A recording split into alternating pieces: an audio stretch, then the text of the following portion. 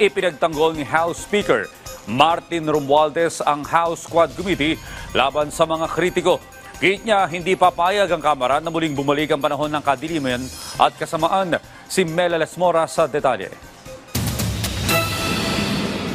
Dahil unti-unti na nating nakikita ang liwanag at katotohanan, asahan natin na lalo pang titindi ang pag-atake sa ating institusyon, subalit hindi tayo matitinag. Hindi tayo papayag na muling bumalik ang panahon ng kadiliman at kasamaan.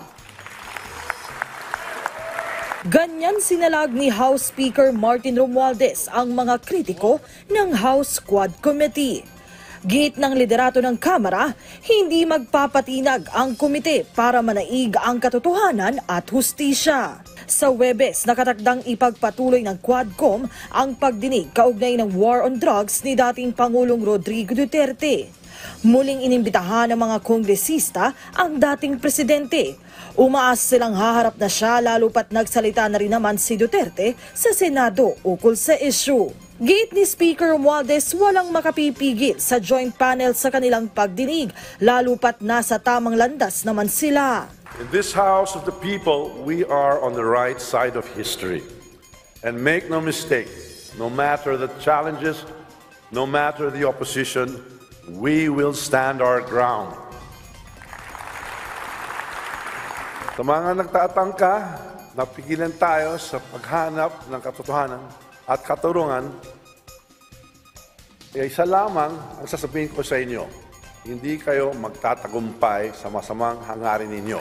Lahat ng ito, sinabi ni Romualdez sa kanyang talumpati sa pagbabalik sesyon ng Kongreso kahapon. Bukod dito, ibininda rin ng House Speaker ang mga tagumpay ng Kamara. As of October 31, 2024, 61 national laws and 62 local laws were enacted.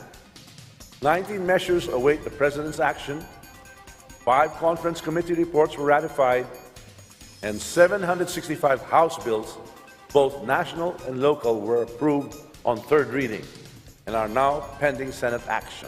Maging si Pangulong Ferdinand R. Marcos Jr. naman, pinuri rin ni Speaker Romualdez, lalo na sa kanyang pagpirma sa ilang mahalagang batas, tulad na lang ng para sa kapakanan ng mga magsasaka. With the passage of RA number 12022, or the Anti-Agriculture Economic Sabotage Act, we are taking significant steps to protect our farmers from unscrupulous traders who exploit agricultural smuggling, profiteering, and hoarding.